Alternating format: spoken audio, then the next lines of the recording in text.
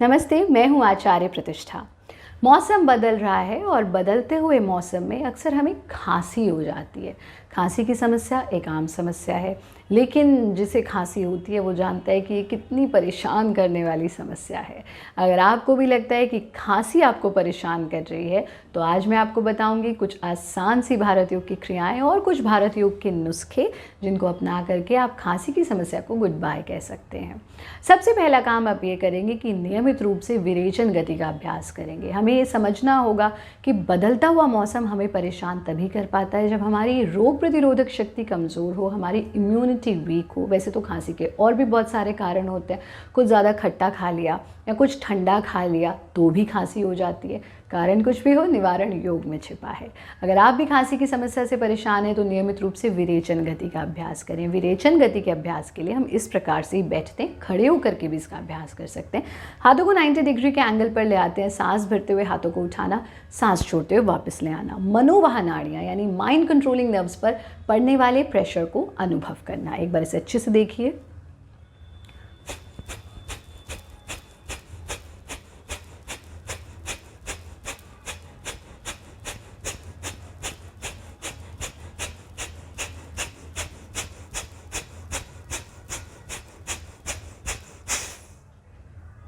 इस प्रकार से कॉन्टिन्यूसली हम एक्सेल करेंगे और कम से कम 50 बार एक्सेल करेंगे।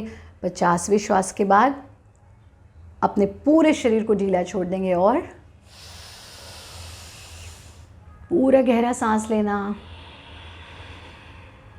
सांस छोड़ देना। ये एक राउंड है, आप कम से कम 5 राउंड्स तक इसका अभ्यास करेंगे। ये नियमित रूप से करें।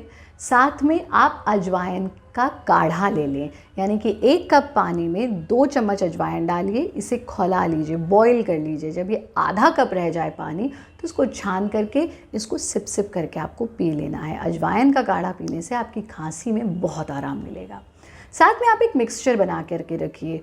प्योर शहद, प्योर हनी लीजिए, इसमें पिंच ऑफ काली मिर्च डाल लीजिए, तुलसी के पत्तों का रस डाल लीजिए, हल्का सा अदरक का रस डाल लीजिए और 2 सोक्ड आलमंड्स को अच्छे से घिस करके इसमें मिला लीजिए।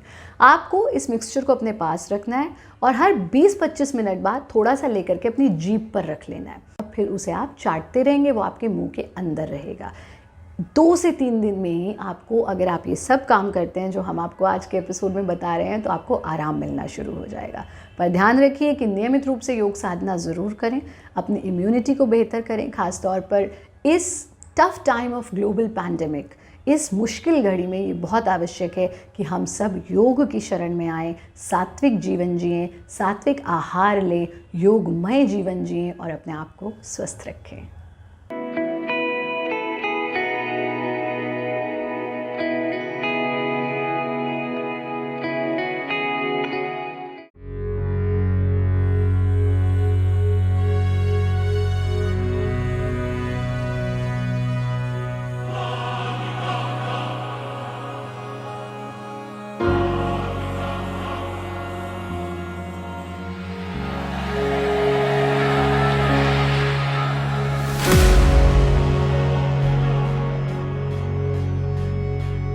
Good evening and welcome to Z News Bulletin.